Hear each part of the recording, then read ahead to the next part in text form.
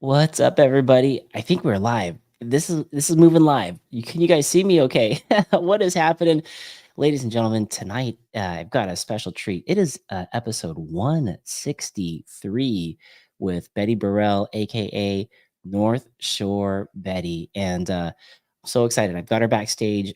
For those of you who know her story or saw her video that she did with Patagonia, it really tells an epic story of a woman that was really definitely pushing the boundaries of the frontier for sports, just not only just for women, but for everybody, but also for women. So I'm really excited to have her on. She is an icon in the mountain bike world. And man, without further ado, let's just get North Shore Betty on the show right now. And I'll definitely say what's up to the chat. I don't know. I'm nervous tonight, you guys. I'm trying to like shake it off. I got North Shore Betty on the show. What's going on with me? Here we go. Betty's coming on stage. Here we go. One, two, three. Hey, Betty. Hi, Mark. How are Great you? to I'm good. Great to see you. And you are tuning in from Squamish? I'm from Lions Bay, which is about a 25-minute drive south of Squamish on the Sea to Sky Highway. God, that is such a beautiful highway. Sea to sky is It, amazing. yeah. I feel so blessed to get to drive it. Yeah. That is awesome. That is awesome. Beautiful country that you are from up there. I know that they say mountain biking started in Marin County, but man, I think where you are is like where it really just developed. All kinds of things developed up there where you are. Oh, it really exploded here. There's no doubt about that. Hmm. Yes, yes. We got a live chat here on the far right side of the screen. We got a lot of people that are chiming in. I'm just going to give them some shout outs real quick just to get the place kind of like acquainted with each other. We have Mountain Bike Q&A out of Florida, Miami, Florida. He's saying, back off me. I got the whole shot. So, Betty, what I do is I do a thing called the whole shot. The first person to make a comment at 6 o'clock when the show starts gets a whole shot award. And I just got word tonight that the Whole Shot Awards are going to be some very cool Mother Earth stuff that's going to be coming out. So we'll see who took the 6 o'clock Whole Shot, Betty. We Okay. also got we also got Women's MTB Network. This is awesome. Women's MTB Network is a global presence of women that help other women by their experience on the bike with clothes, just really just pushing the presence of women in the sport. And they're doing a lot of great things, a lot of good bike reviews, a lot of good clothing reviews. They got women MTB coaching that you can tune into pretty much from all over the place. So they're doing a bunch of great things out there. So they are in the studio audience. We got MTB Sheen Queen out there. She is broadcasted out of Michigan. So she is our Michigan gal out there. She says, "Hey, yo, what's up? What's up?" Her name is Kim. What's up, Kim? We got Trail Pimp up in the Northern California area.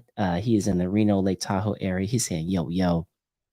We got Tumor Warrior saying, "What's up?" Tumor Warrior is a guy out of Southern California, football player and mountain biker. He had this crazy story where he crashed on a bike. We all crashed, but he had a traumatic crash, airlifted out, had no idea he had a brain tumor he was until it was caught from the crash when they started like looking at him to make sure he was okay.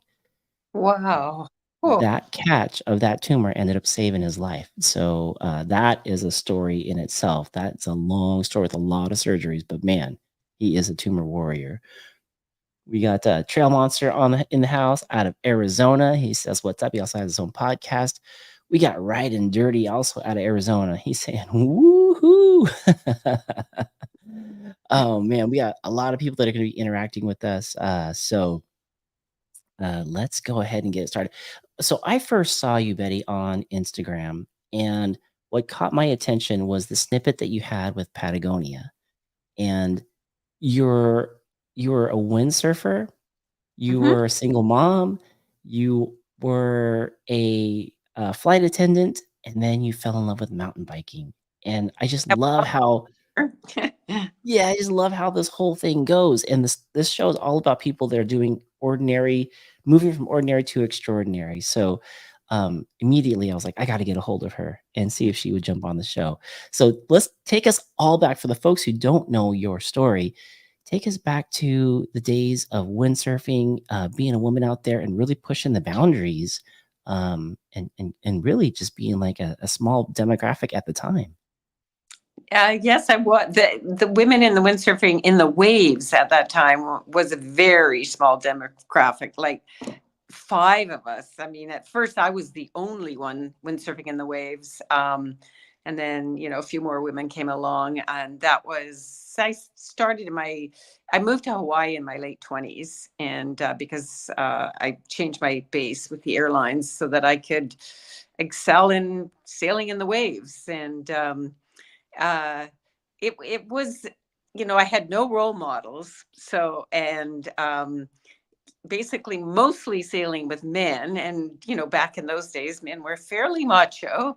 So it was a tough environment, but at the same time, it was really, really fun because you were just always pushing the boundaries and exploring the technology of the sport because it was just growing so fast. So, we were all involved in design and development, and yeah, it was a really great time. Yeah. Now, who introduced you to windsurfing? Like not just windsurfing, but windsurfing in the waves. And there are clips of you like taking off on these big waves as they're coming in. Did you just see it one day and were like, I want to do this? I did. We used to, a group of us were skiers from that skied at Whistler. And then we would go to Hawaii in November and in May. So before and after the ski season. And we used to take our great big 12-foot boards down there with us. And then we started seeing the people down there windsurfing. And we thought, okay, like we want to do this. I thought, I want to do this. I want to do this. I want to be world champion in the waves. That's what I Damn. decided. So Damn. I just put in for the base in Oahu, and I got the base, and so I lived there for 3 years, and then I kind of commuted for a couple of years after that. So so you were already a flight attendant then at this point in time, or did you do that so that you could windsurfing and could take care of your son? Oh, my son wasn't born yet. Oh, gotcha. Okay, gotcha. This was in my 20s and my early 30s, late 20s, early 30s, that I lived in Hawaii. And I was a flight attendant. I became a flight attendant right after university when I was just barely 21. And then when I was in my late 20s, that's when I'd been windsurfing for a few years in Vancouver. And I decided that I wanted to just go with this thing. I just was pretty passionate about this sport, and I wanted to get into it. So I just decided I'm going to apply for the base, and yeah, so I moved to Hawaii. So I got based in Man. Hawaii. Really tough because I got to fly to Fiji and Australia every week. So it was a great life. That's awesome. A little bit of aloha love and spirit jumping from island to island. Now, those waves in Hawaii are definitely not like your friendly. They can be very brutal. They can be very big. They can be very powerful. And you were just pretty much no stranger to like how I see you in mountain biking, pushing the limits, but you were no stranger back then, even in your 20s and 30s. Nothing was holding you back from just jumping out there with the guys and doing this. I know. I just like to push the envelope, I guess, and the waves that we were sailing back then are nothing like the waves they're sailing now, of course. But we were at the primary entry level of sailing in the waves. Like we were pushing the boundaries back then, and I remember sailing a break called Avalanche, aptly named, and we were on quite large boards, and the sails were really difficult to manage by today's standards. But given the equipment that we had and the size of the waves, I mean, they were the biggest waves anyone had ever windsurfed on, ever at that time. So God, yeah. jeez. So Oh man. So you're doing that, you're loving that, and then how did you get back over to the mainland, and when did you get introduced into mountain biking?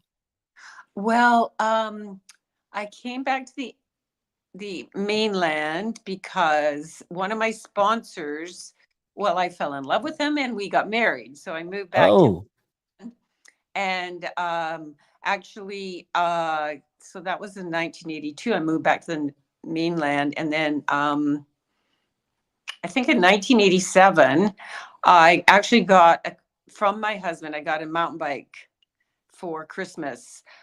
But 1988, I gave birth to my son in January. So oh wow. I wasn't really interested in mountain biking except as a piece of transport around campsites. Because when my son was little, we used to do a lot of off-road um, backcountry camping in northern BC. So I always took my bike because I could just like ride around the parking lot to get to the wherever, nowhere. Yeah, so I had that bike, and then I think it got stolen, and but I was also very much into road biking. That was my passion at that particular point in time. And then so when my son was around 4 or 5, he wanted a dog, so we got a dog, which was great. But I just didn't have the time to, road bike, exercise myself, exercise the dog, be a mom, go to work, all that stuff. So Oh I yeah, combined geez.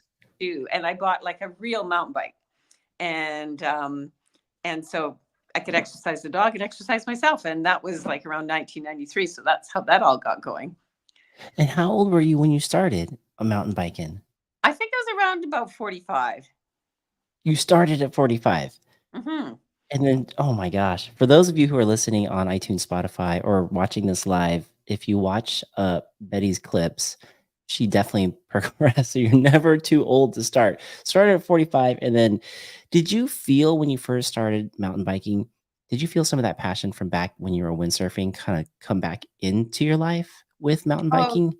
yes, definitely. I mean, whatever sport I've ever done, I've always sort of gone like fully into it, like with a lot of passion. I I done a lot of sports, but I at any particular point in time, I only kind of really would be passionate about two at a time, because Okay. like in the winter I would ski, and then in the summer I would windsurf, or I would mountaineer in the summer when I was in my 20s and ski in the winter, sort of thing. So, yes. So, Was there ever anything challenging about these sports for you doing them? Like, other than the difficulty of the sport and getting good at it, but were there other challenges that surrounded some of these sports? um, You know, I think there was no in mountaineering, for instance, which I did in my 20s. There was a lot of camaraderie in that community. Um, you were just you kind of felt like an equal. There wasn't like too much male dominance in that sport, but windsurfing there was. So that was a bit of a challenge because there wasn't a lot of support. You were on your own, and you you had to just depend on your own resources, Mhm. and mentally. And then the same thing kind of happened with windsurfing. I mean, with mountain biking at first. Just at first, because you remember that the guys that I was biking with back in the 90s, they grew up in the 50s and 60s. So Okay. yeah, so they weren't going to say, "Rob, well done, Betty, good job." They wouldn't. They weren't going to say that because it would take away from their glory. But it's not like that now. It's way better now. Men are. It's such mountain biking in general is just such a supportive community, and men are too. But back then, they weren't supportive. And they were my good friends, but they weren't supportive. Yeah, I can imagine that must have been tough. Was there like an attitude that you'd have to take on in order to just continue on in the sport, or did you just kind of like catalog them over to the side so that you can just concentrate on Betty and the bike? How did you work yourself through Well, all that stuff?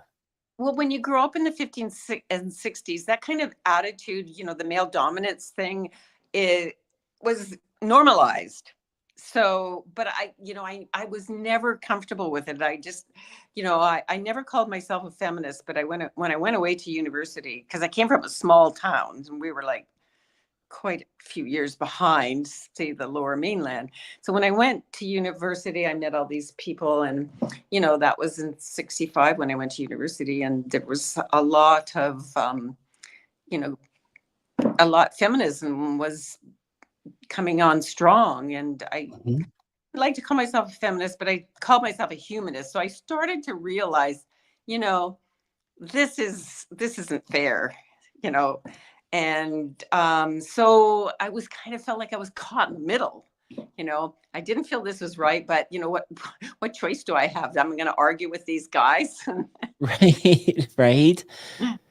So, We're and so yeah. yeah. No, I mean, that's awesome that you did that you pushed forward because like you said earlier, you didn't quite have like a beacon or somebody to look up to in the sport. So you had to kind of create your own path. And a lot of people say like, I create my own path, but I love being able to talk to somebody who actually did this and did this in our sport, which Mhm. is which is really cool. Really, really cool. Did Yeah. you Yes. Pardon. Go ahead. Go ahead. No, no, you go. You go. I would just like, I kind of was, I didn't have role models. My role models were guys. Like I'm gonna beat that guy. Not biking.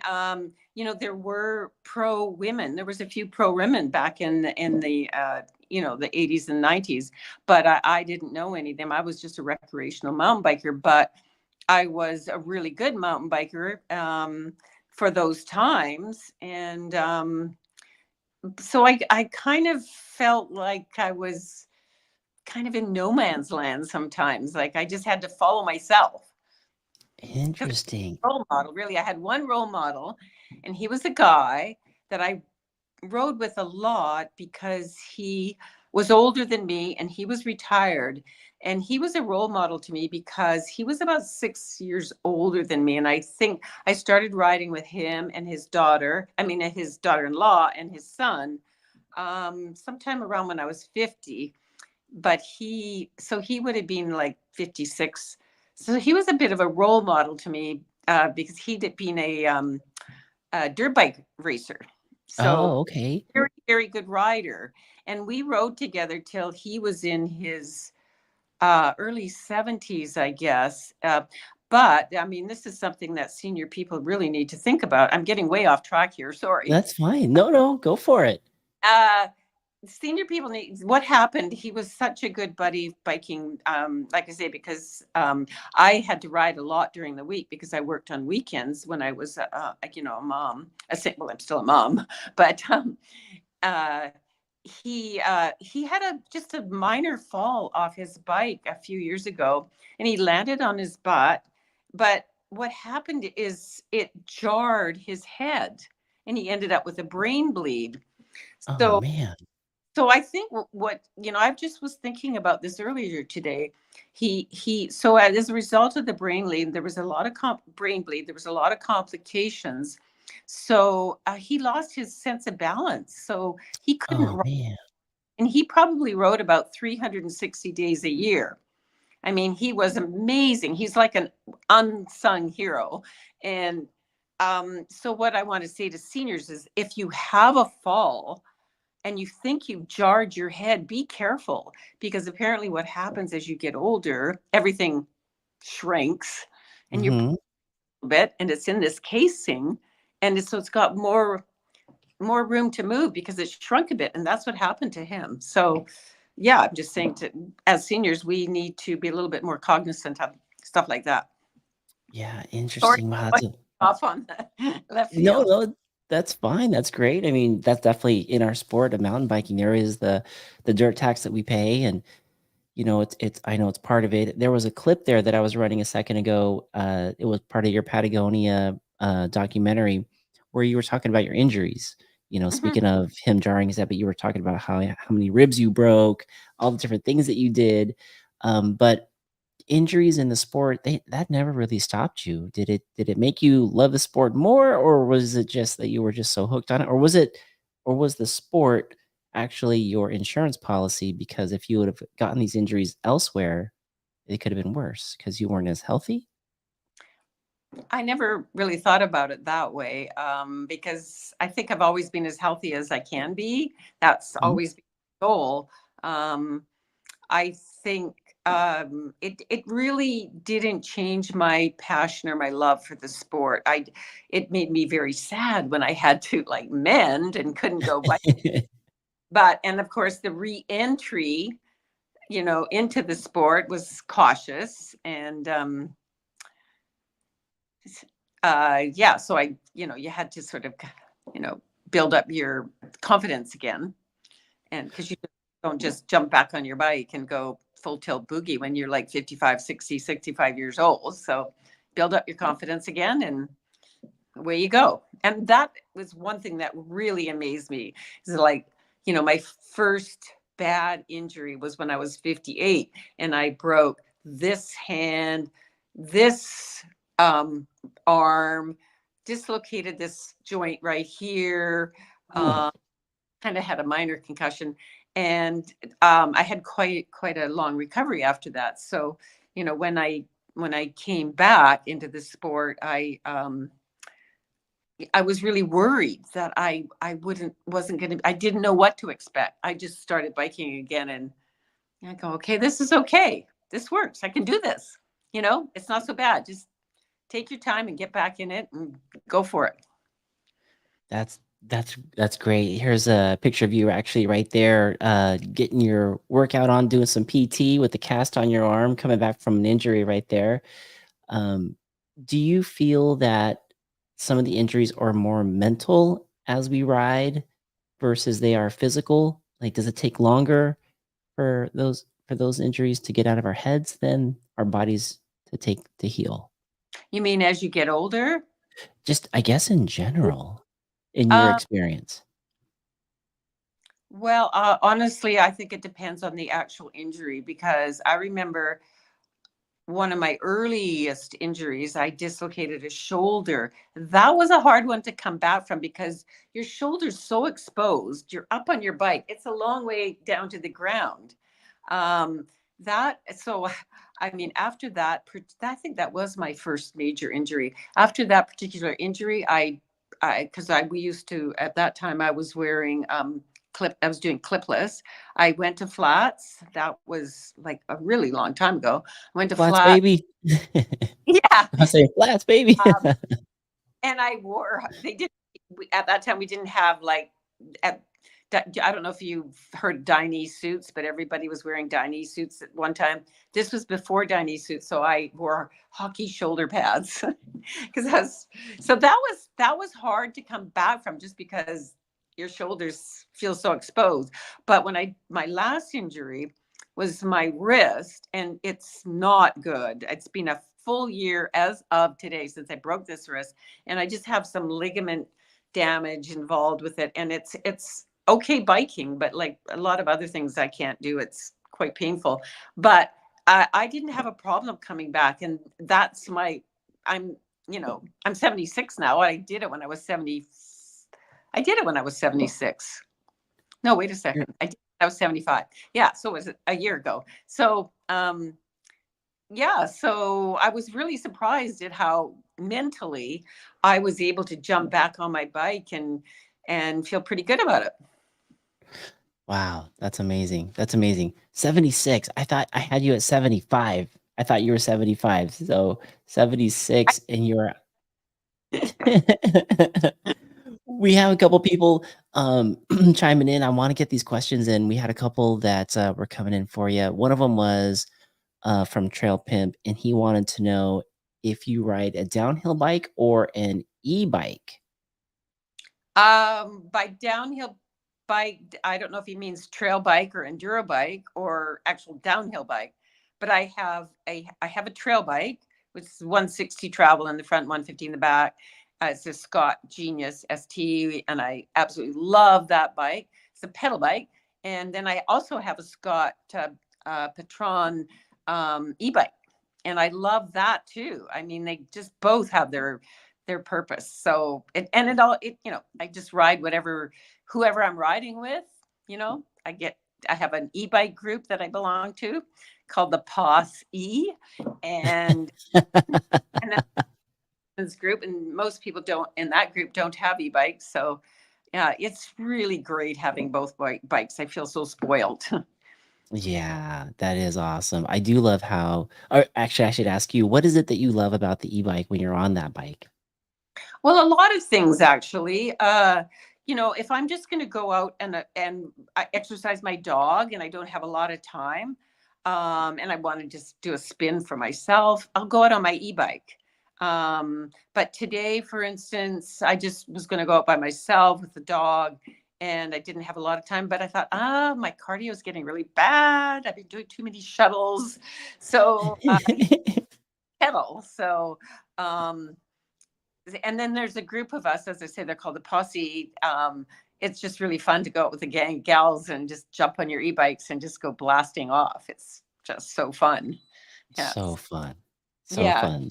Getting multiple laps, and I call my e-bike my, lift service Yeah. that you can steer. It's Yeah. like it's like taking it with you. Yeah.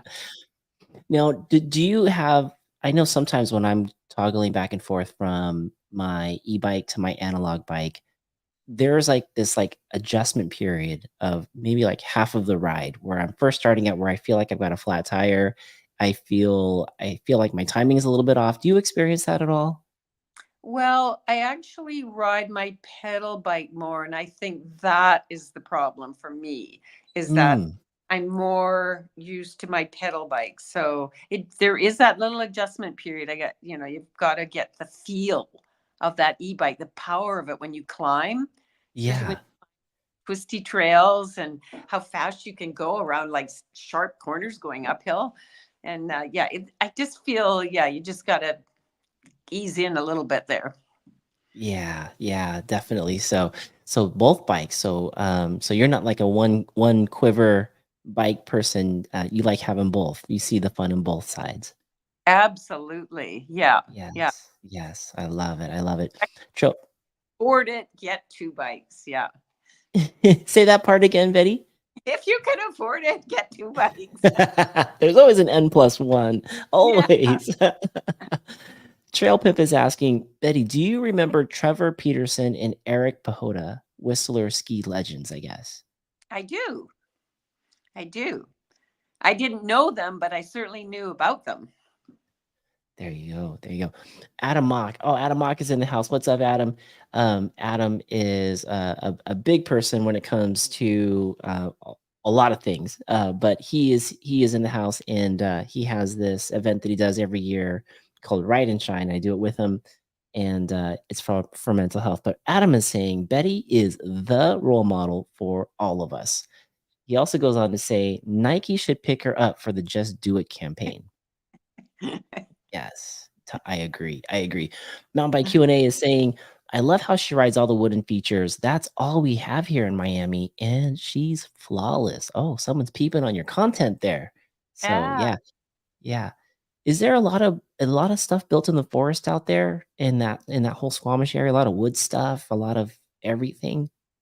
There's a lot of everything. The trail network on the North Shore, Whistler, Squamish, in the Fraser Valley, in BC, period. It's unbelievable. There is just every town in BC has a fantastic trail network. It's like unbelievable, Oh really. man, I got to get up there. I got to get back up You there. totally do. Yes, I've been to Whistler once, and we were staying at, I forget the village that's, like, close to that's Pem- close to the lift. What was it Pemberton, called? That Pemberton, could have been it. I remember Pemberton. passing, like, Or, 4 lakes. pardon me. I remember passing, like, 4 lakes, because I would come out of my Airbnb, and then I would take that little bike trail across the freeway there, take it all the way up, and then cross over into the village. And, even looking there, I'd look across the lake and I'd see trails back there and jumps built and all kinds of like meticulous looking trails. I was like, "What's over there?"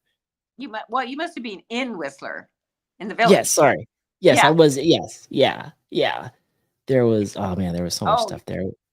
it's amazing up there. Gosh, man, I love it. I love it. We had a couple other people saying our clipless thing got a little bit of people going.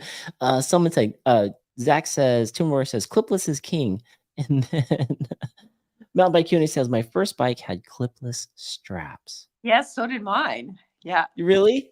Yeah, with the hiking boots and then the strap, you wrench down on that. And then Huh? we clipless. And then, as I say, after I dislocated shoulder, I did not go back to clipless. I stayed flats forever after that. I just Nice. wanted to be able to escape as fast as possible. So, yeah, Yeah. Yeah. that's just my preference. Yeah, I feel like that too. I feel like the same thing. I mean, I watch you ride with Remy Metalier. And I know he rides clipless, but man, I feel like you do. I would be wanting to just get my leg out whenever I need to. Put it Hmm. down, dab king me. Yeah. We have let's see. We do have I thought I asked another question. Oh, here we go. Women's MTB Network, Mia's on. She says, Betty, will you be heading to any MTB festivals next year?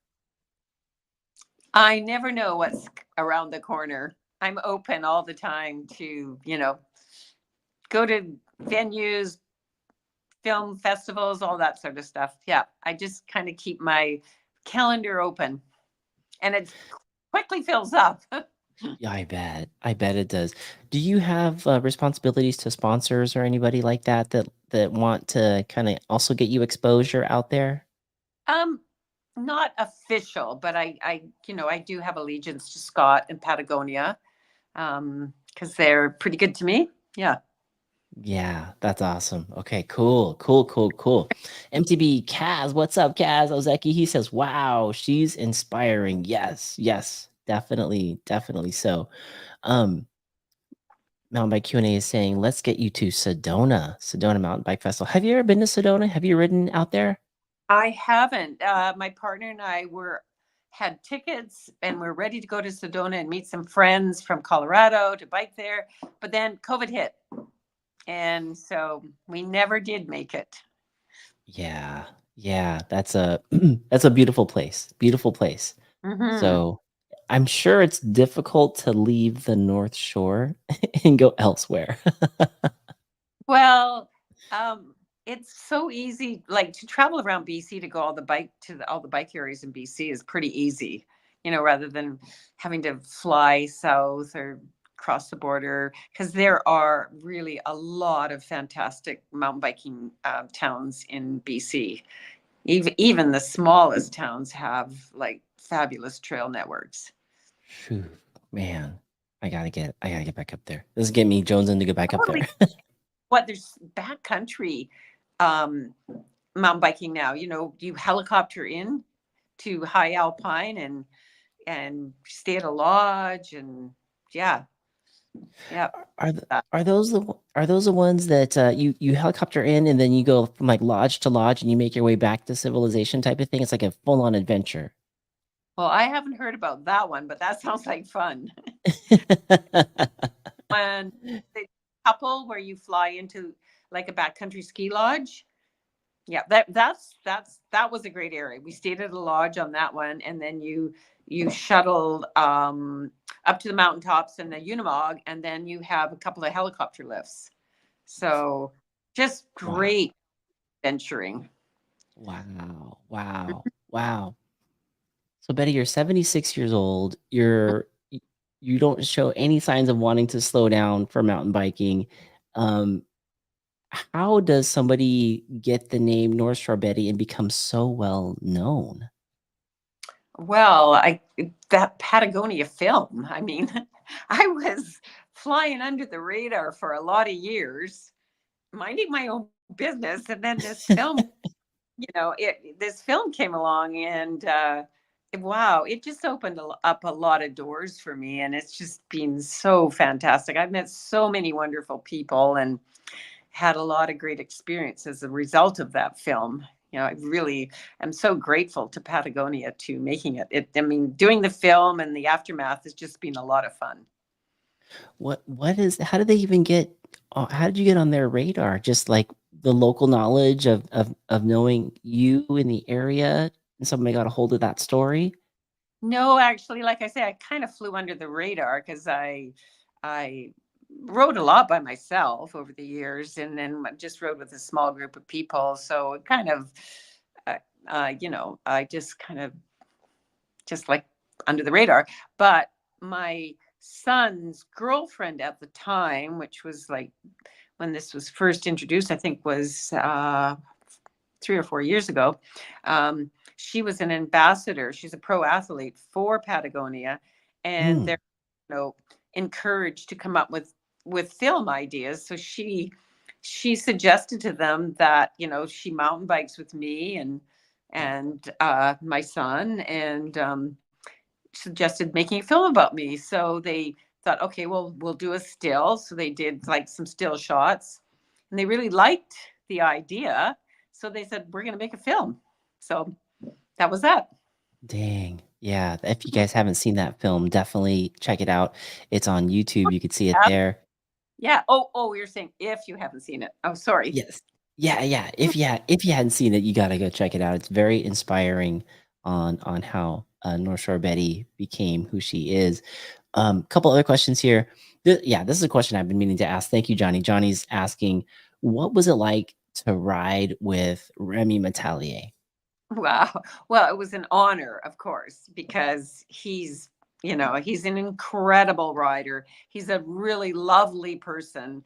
He's I mean, what a great ambassador for the sport, because he rides with little kids, with older women, you know, people that are, mobility challenged. He's a great ambassador for the sport, and he's very, yeah, he's he doesn't have a he's not boastful. He it was really fun to ride with him. Yeah, I felt very comfortable. Yeah. That's cool. I mean, you guys are charging some of the same like some of the same trails. Do you often run into him out there? I mean, I think he's from that area as well. No, he lives in Squamish, so I haven't run into him. I've seen him driving by in the car, and he said, "Hey, let's do another film." And I have to go, "Oh well, just slice the tendons on my arm." So, and then we were going to do it the next summer, and then last year I, broke my wrist. So, um, yeah, so we haven't got around to. I have to, you know, get in touch with him and say, "Let's do this again." That's pretty cool. That's pretty cool. I love that. I love that you guys are out there. I mean, the footage of you guys riding together was like, damn, Betty's keeping up. No, I wasn't have it all. He was going slow for me. We have uh Julie and Phil Zackerson is asking, what was your first bike? What was that first bike that your husband got you? Honestly, I don't remember what it was. That bike, I think, got stolen. Then I bought another bike, and I had it on. Yeah, I used to drive around with it all the time with my road bike and that other bike on the roof of my car. And I drove under a tree branch, and that bike became Oh very. no. I killed it. I wrecked it, and but the first real mountain bike I got was a Brody Espresso. I always remember that bike. It was green. Yeah. Nice. Do they still make that bike still? Brody Brody Espresso. Espresso. I don't know. I I'm don't going know. into your I'm going into your Instagram to see if you is there a picture of that No, bike? I have no pictures. So I have an Instagram account, and I only went on it so that I could follow my son and my goddaughter. And so until North Shore Betty came out, I had like 19 pictures on Instagram that were all sunsets, or my dog, or stuff like that. So I'm not very good with social media. I'm trying. I'm trying to like make posts, but I'm of this mindset. You go out biking and you just go. You just go. Like, we Yes. have to force ourselves to remember to stop and take a picture. Yes, I totally understand that. I know how that feels. That is it's hard. Now here you are. Are you piloting an aircraft in this picture? Do you do that as well? No, no, I'm sitting in the passenger seat in a helicopter, and we're flying into a backcountry lodge to do some ski touring. Oh man, that's awesome. It's a good life. Yeah, I love ski touring. So my son is an ACMG guide, which is a yeah, he's a ski touring guide and a hiking guide. So he bought me ski touring equipment when I hadn't ski toured for 40 years. So maybe 7 years ago, he bought me for Christmas some ski touring gear. So I got back into the sport, and I just love it. It's great. It's very just the essence of it kind of reminds me of mountain biking. You know, that sense of being out there, that sense of freedom, and yeah. Yeah, that's cool. That's really cool. So ski touring is just like it's like free riding. You're just out there kind of like going from one spot to another, or what is it? I don't even Well, know what that most is. touring I've done has been backcountry lodge based. So you stay overnight in the lodge, and then you go out for the whole day, and you skin up a ridge or a face, and then you just go up and down all day, and Oh, then back at the lodge at night. I mean, if you're hardcore, which I'm not anymore, you can go out and do your own thing and stay in tents and winter camp. damn. Damn. That would Hmm. be cold. That would be cold. Trail So Pip I is asking. sorry. Oh no, go ahead. I was just gonna say I last time I winter camped was a couple of no, it was last year actually. I went on a ski traverse, which turned into a fail, but it was minus 18 degrees and blowing 100K knots. And I just said, I'm bailing. We're bailing. This is just too much for me. And I thought, I'm never winter camping again. That is extreme. That is very extreme, though. So yeah, that would nobody would blame you for bailing on that. Definitely not a wuss. You're definitely not a wuss. Mountain Bike Unit says, Yuka, I love her. Somebody asked the question. Trail Pimp is asking, do you ride with Van Girl Yuka up that way? I don't know this. I don't know Fangirl Yuka. I She's guess I should look her up. yeah, she might be out your way. Trail Pimp, let us know if that is also up her way where she lives, Vanguard, because she's just a YouTube mountain bike personality who I think might be up in that area, but another good person like a Remy type. Ah, Um, yeah. When it comes to mountain biking, when it comes to progression of the sport, I'm curious to hear your view on progression. You know, you have had a lot of experience on the bike, progressing on the bike, coming back from injury on the bike. But if you were to look back and give somebody tips on progression based off of your experience, what would you tell them? well, I think it depends on whether you get yourself injured or not, because that sort of changes things up. If you get injured, you're going to have a little setback for a while, but you'll get strong again. You'll get your confidence back again. Um, I can't say I've had like this progression like this. It's just been like this. Mm, Um, what I should say, it's goes down and up and down and up. But I think I don't like for me, there was a period of time where all of a sudden I realized I can't do double black diamonds anymore. And I used to go out and ride double black diamonds like they were nothing. I go by myself because I just felt very confident. And so I just that was a really hard transition for me to not be able to do double black diamonds because I was still riding with everybody that did double black diamonds, and I would I would have to take the go around on the double black parts. So that was hard. It was hard mm, on my ego. I was thinking I'm really going to be missing out on something if I can't do those features. But honestly, I'm just having as much fun as I've ever had, and I'm still riding blacks. I don't I don't get very much air. Not that I ever did, but I really enjoy small air, and it's really fun. And I'm still riding blacks, and all the people I ride with, mostly ride blacks, and we just have a lot of fun together. Oh, that's great. That's awesome.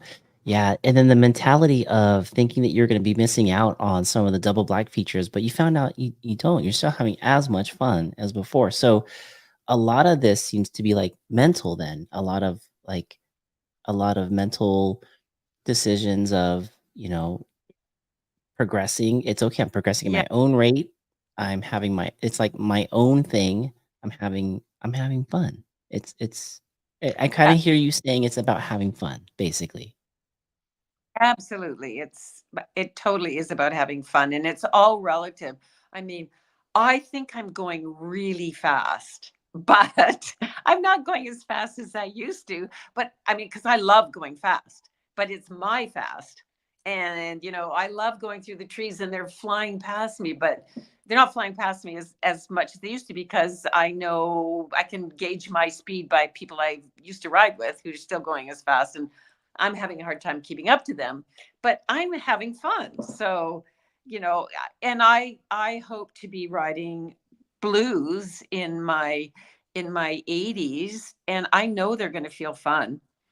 I mean, even greens are going to feel fun, it's just, yeah, you're right. It's so much in sports is mental. It's Yeah. gonna be what you make it, and if you want it, if you really want it, it's going to be, fantastic.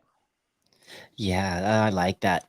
And yeah, I love what you said about the blues and the greens too, because uh Kim and I, MTV Sheen Queen, who's on here, we went to this trail system up in northern Michigan called the Highlands, and we rode all the different trails. We rode the double blacks, the blues, but one of our favorite trails was this green trail. And the fact that we could ride the green trail like a black trail was so much fun. Mhm. It was so much fun. That ended Yeah, up being our favorite trail. One of our favorite trails. It was so good. It yeah, was so fun. yeah. Um, we got Mountain Bike Q&A saying, "Hey, when I grow up, I want to be like Betty." That is very sweet. Trail Pip is saying, "I want to be like Johnny." Well, The question, can you imagine, like, there's especially since COVID, the mountain biking world has exploded. There's just yes, so many mountain bikers now. So, but think about all these young people that started mountain biking in their late teens, early 20s, and they're like around 50 now. Just think what they're going to be riding like when they're in their 80s. I mean, there's the sky's the limit. totally right. Hmm. Totally, totally. Yeah.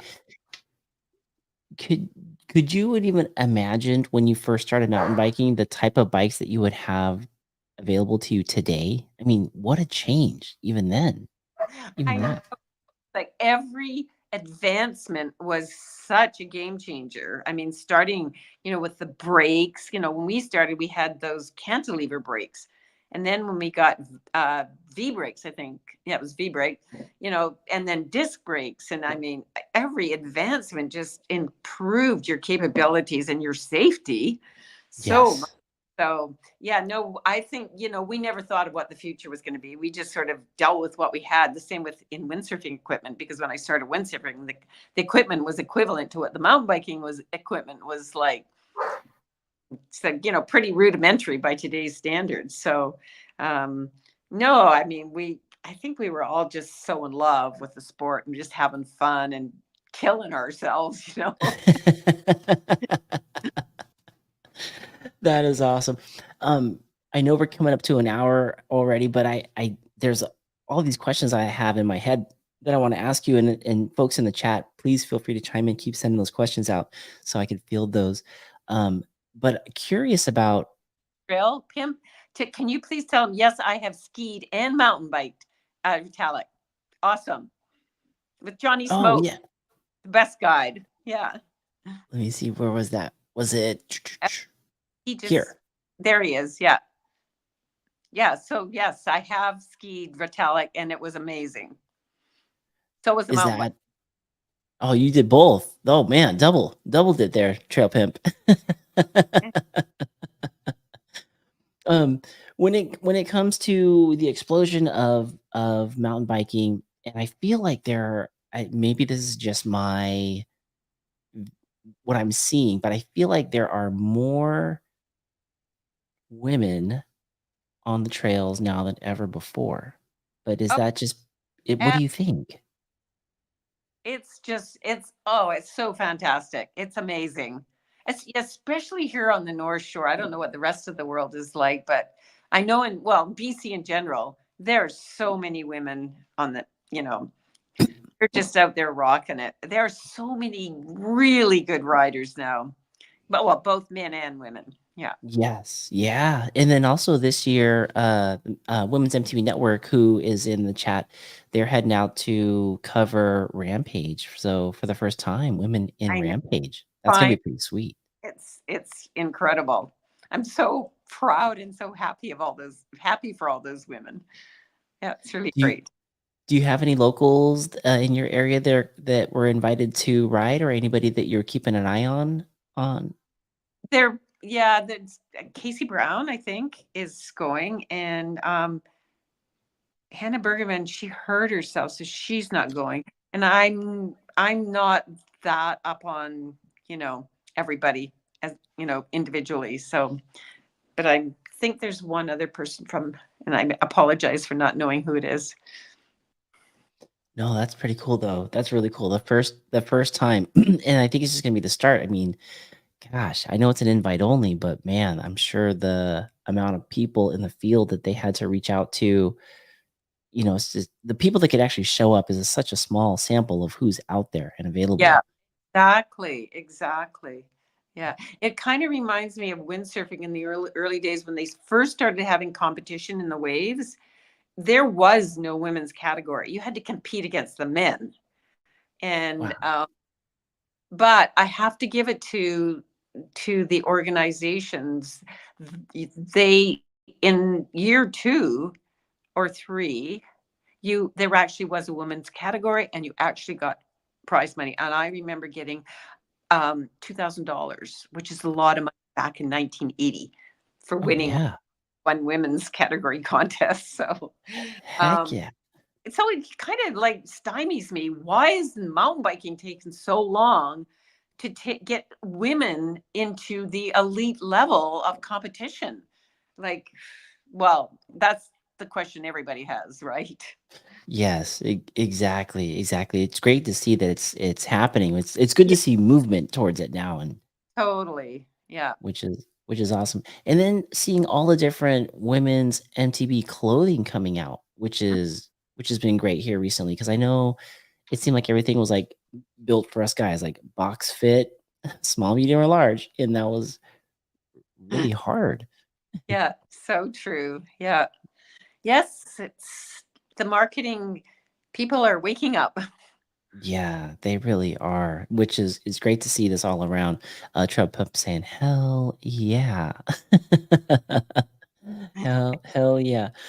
Um, with all your experience and time on a bike, what would be a good thing that you would say to somebody who is a woman or a guy, but feeling intimidated about going out there and riding the bike and having to maybe in their own area battle some kind of maybe demographic things against them? What would you tell them to encourage them to just jump out there and have fun? You mean a first time rider? Yeah, just like new to the sport, dabbling in it, but feeling intimidated. Well, like that's kind of a natural feeling, of course. I think the I think it's really important actually to join a women's riding group because they are so supportive and they have so many, you know, events to help people gain confidence in mountain biking. So join a women's group and also take lessons. You definitely should just take lessons and really practice those skills, and that'll really help you gain confidence. And it doesn't matter what age you are, you can do it. You know, you just go out there and you'll be so amazed at what you can do. Don't doubt yourself. Go for it. Just do it. I love that. I love that. Dang, Betty, it's been awesome to have you on the podcast. You are an inspiration. You're doing so many great things. Anything coming up that we can be on the lookout for that you're doing out there? Nothing in the near future. No, it seems stuff is always coming up. I don't have anything on my calendar at the moment, except we're having great fall riding here. So I'm just riding with my buddies and having fun. Going back under the radar again. Yeah, yeah. I did want to plug this for you. I don't know if this is still available, but you did land your own beer called North Shore Betty. Oh, that was so fun. No, that was done by a brewing company in Calgary and Banded Peak. And that was the fourth year that they did it in honor of International Women's Day. They just picked, not a spectacular person, but just kind of an everyday Canadian. And they just name a beer after them. And it's a one season run. And they sent me 8 cases. And I had a lot of fun with that beer. Hopefully, it'll be a beer that we'll see coming back out again in the next season. You never know. Betty, tell the folks out there that are listening where they could follow your story. Where are you located on social media? What's your handle? It's B. I think it's B Burrell Mhm. no. What is it? It's just B Burrell. I don't know what it is. That's it. um, You got it. That's it. It's B Burrell on okay. Instagram. Okay. Oh, Yeah. thank you. Yeah, yeah. Yeah, follow Betty, North Shore Betty on the socials and see what she's going to be up to. It sounds like possibly another film with Remy, which would be awesome to see. Um any talk about another Patagonia film with you or in that North Oh, Shore area or anything like that? well, I don't know if you've ever seen the film Patagonia called The Life of Pi, Pie. It's Yeah. Have you seen that? I feel like I have. I It's about a couple of girls who live in Colorado. They moved to Fruita in Colorado, and they started a pizza shop. And it's a great story. And they came to Vancouver this past summer. They got in touch with me, and they said, hey, and they're called in the film. They're called the Action Sisters. They are hilarious. You have to see their film. And they got in touch with Patagonia because Patagonia made their film, as I said. And so they got in touch with me and they said, let's do a film together. Patagonia has approved it. And so we just had 1 day film. It hasn't come out yet. I don't know what it's going to be called. But it was hilarious. It was a hilarious day. And their film called the Life of Pi, which is, I think, came out 4 years ago, but definitely worth watching. Oh, that sounds awesome. I'll definitely keep a lookout for that. Betty, thank you so much for jumping on this podcast and sharing a bit of your story on where you started and where you are today. I love all the snippets and I love how you just kind of charge forward. One of the biggest quotes I think that I remember you saying was your ex-husband had said to you something about you think life is just a big playground. And your response was, Crowd. I know. It is. Life is a big playground, and I just never stop playing. Never stop playing. We grow up, we mature, but I think you got to maintain that sense of wonder, sense of adventure, sense of playfulness. Just stay young at heart. Try and keep your body young and healthy, and yeah. I love that. Ladies and gentlemen, North Shore Betty on the Segment Podcast. What? You guys, this is crazy. Betty, thank you so much for joining us tonight. Being on the podcast is a pleasure to have you. Oh, Mark, it was my pleasure too. It was really nice to meet you and to talk to you, and this has been a lot of fun. Thank you. You're welcome. It's nice to see you too. Thank you guys for tuning in to the show. Really appreciate it. As always, you guys are moving out there from ordinary to the extraordinary. Don't forget to be brave and bet on yourself because, hey, all the hard work that you put into something is always going to pay off. We'll see you guys on the Yeah. next episode. Okay. Bye.